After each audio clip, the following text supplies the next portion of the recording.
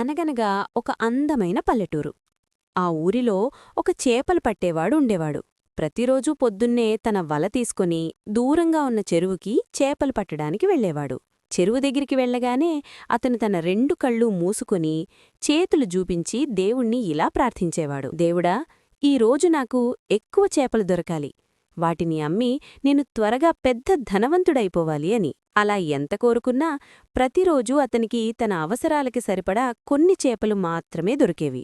అవి చూసి అతను నిరాశగా, ఈరోజు కూడా నేను ధనవంతుణ్ణి కాలేకపోయాను అననుకుంటూ మార్కెట్కి వెళ్లి వాటిని అమ్ముకొని వచ్చిన డబ్బుల్తో అన్నం తిని పడుకునేవాడు. ఒకరోజు అతని ఎప్పుడూలాగే చేపలు పట్టడానికి ఇంటినుంచి బయల్దేరాడు.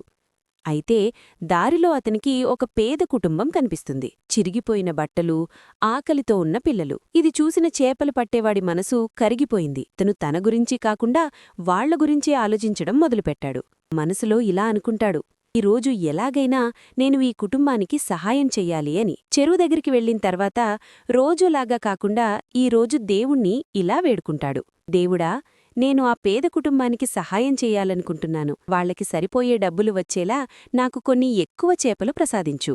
అలా అని అతను వల వేయగానే తన ఊహ కంచి మించి వల నిండా చేపలు పడ్డాయి. అవి చూసి ఎంతో సంతోషించిన చేపలు పట్టేవాడు వెంటనే మార్కెట్కి పరిగెడతాడు. ఆ చేపలమ్మి వచ్చిన డబ్బుల్తో ఆ కుటుంబం కోసం కొత్త బట్టలు, నెలకి సరిపోయే వంట సామాన్లు కొంటాడు. అక్కడినుంచి సీదా ఆ పేద కుటుంబం దగ్గరికి వెళ్లి వంట సామాన్లు, బట్టలు వాళ్ళకిస్తాడు.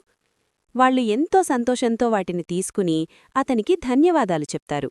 ఆ రోజు చేపలు పట్టేవాడు ఎప్పుడూ లేనంత సంతోషంతో తన ఇంటికి తిరిగొచ్చాడు.